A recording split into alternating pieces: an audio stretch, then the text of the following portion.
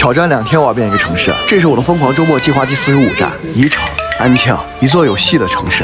你曾听说过安庆吗？安徽因为它姓了安，也因为它境内的古南越简称皖，黑神话更是以此取景。这个安徽曾经的老大哥，如果不是因为出差来到这里，我可能这辈子都不会与他有一面之缘。想知道安庆有多好吃，那你得从大南门开始。婆婆们现包的包子在锅里煎到金黄，再搭碗绿豆圆子，开启安庆的一天。大南门出来就是长江，迎着长江有个寺，就叫迎江寺，寺里有个高塔，名为镇峰，20块你就能登上这万里长江第一塔，站在塔上能眺望长江上的巨轮来往，拦不过溪。你要是恐高可得慎爬。塔下沿着江有好多渡口，3块钱的轮渡，你可以从安庆坐到池州，吹一吹长江的风，看一看长江有多宽广。跟你结伴同行的是骑电动车的大哥，可能在我这种过客眼中再美的风景，却是承载着他们的日常和回家的路。吃到北正街的时候，我才发现安庆人管丸子叫圆子。还没到安庆就听说这里的炒面有别的地方吃不到的味道，一碗肉圆猪肝，一碗青椒肉丝面，10几块就能吃到1988年的感觉。想去安师看看曾经的安徽大学堂来着，不让进，算了，去了旁边的灵湖公园听曲儿。天热的原因嘛，黄梅戏没听着，倒是听到了阵阵笛声。说灵湖公园是园林式公园，我没什么感觉，但看到公园里的邓石如碑馆，我才明白其中的韵味。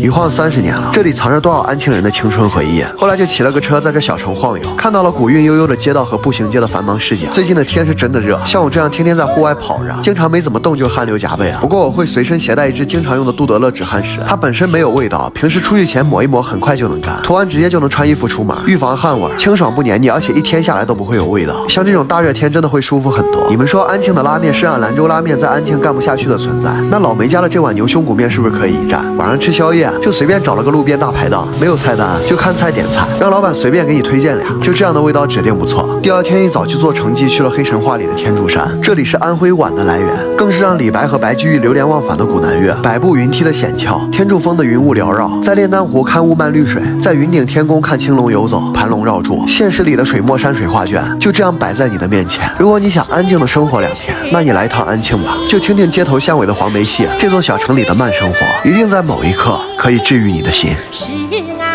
安庆。